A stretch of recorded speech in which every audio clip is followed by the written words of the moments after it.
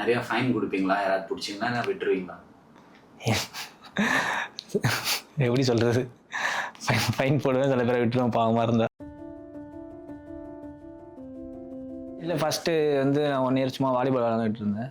அதுக்கப்புறம் அப்போ தான் கிரவுண்டில் எங்கள் ஸ்கூல் பிடி சார் பார்த்து அவங்க தான் வந்து அத்லெட்டிக்ஸில் வந்து சும்மா லாங் ஜம்ப் 100 to 1 ஓட வச்சாங்க. அதுக்கப்புறம் அவங்க என்ன திருச்சி ஹாஸ்டல் அனுப்புனதுக்கப்புறம் நான் சுகந்தி கோஸ்ட்டை பண்ணிகிட்டு இருந்தேன். நான் அவங்கள்ட்ட ஒரு 7 இயர்ஸ் பண்ணேன். 2014 அப்புறம் தான் நான் 400 அப்படியே நான் ஓட ஸ்டார்ட் பண்ணேன். அதாவது லாக்டவுன் டைம் அப்போ வந்து ஆல்மோஸ்ட் ஸ்போர்ட்ஸ் ஸ்டாப் பண்ணுற அளவுக்கு வந்துட்டேன். அப்போ ட்ரைனிங் பண்ணுறதுக்கு எங்கள் கிரவுண்ட் எங்கேயுமே ஓப்பன் இல்லை, எதுவுமே பண்ண முடியாமல் ரொம்ப கஷ்டப்பட்டேன். அப்போ திரும்ப 2021 வந்து திரும்ப நான் ட்ரைனிங் ஸ்டார்ட் பண்ணும்போது வாரங்களில் ஓப்பனர்ஸ் ஒன்று. அப்போது ஓடும்போது நான் 48.3 தான் ஓடினேன். செமிஃபைனல்ஸில் நான் அவுட் ஆகிட்டேன். அப்புறம் என்ன பண்ணுறதுனே தெரியாமல் இவர் ரஞ்சித் ட்ரிபிள் ஜம்பர் ரஞ்சித் மகேஷ் அவர்கிட்ட நான் ஃபோன் பண்ணி இது மாதிரி நான் பேசினேன். அப்புறம் எங்கள் கோச் ராஜ்மோகன் சார் ஃபோன் பண்ணி இது மாதிரி எனக்கு கேம்பில் ஒரு சான்ஸ் கிடைக்குமா, நான் வந்தால் கண்டிப்பாக ஓடுவேன்னு சொல்லிட்டு அப்புறம் அவங்க 2 பேரும் எனக்கு ஹெல்ப் பண்ணதுனால தான் வந்து அதுக்கப்புறம் நான் திரும்ப 2021 கேம்புக்கு வந்து திரும்ப நான் ஓட ஸ்டார்ட் பண்ணேன்.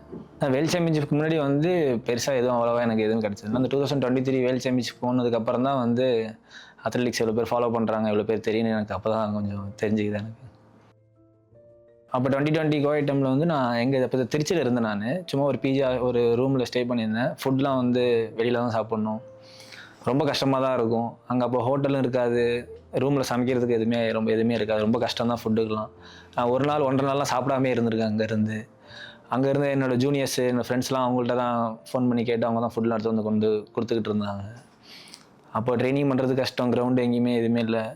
காலைல எழுந்திரிச்சு டியூட்டி போகணும், சும்மா போய் டிக்கெட் செக் பண்ணிவிட்டு பிளாட்ஃபார்மில் ஒரு ஆல்மோஸ்ட் 8 hours 10 hours, திரும்ப நைட்டு திரும்ப ஒரு 4-5 months அப்படியே தான் அதே இதாக தான் இருந்தது. அப்படியே மென்டலி ரொம்ப டிஸ்டர்ப் ஆயிடுச்சு. திரும்ப நம்ம ஸ்போர்ட்ஸ் பண்ணணுமான்னு அந்த லெவலுக்கே வந்துருச்சு.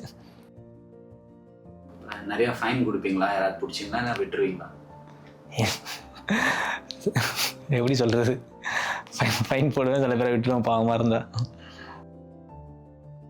ஐஎஸ் வந்து எல்லாமே இப்போ எது கேட்டாலும் இந்த ஹெல்ப் கேட்டாலும் சரி, இப்போ எனக்கு இன்ஜுரி ஆனப்போ கூட நான் வந்து அங்கே ஐஎஸில் வந்து தான் நான் கொஞ்சம் ரெடி ஆனேன்.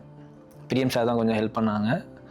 அப்போ தான் வந்து எனக்கு அந்த இன்ஜுரி இல்லாமல் இப்போ லாஸ்ட் வயசாக நல்லா பண்ணிகிட்ருக்கேன். காமன்வெல்த் வந்து 2018 வந்து முகமது அனாஸ் வந்து அவங்க 2018 காமன்வெல்த்தில் வந்து 4th வந்தாங்க.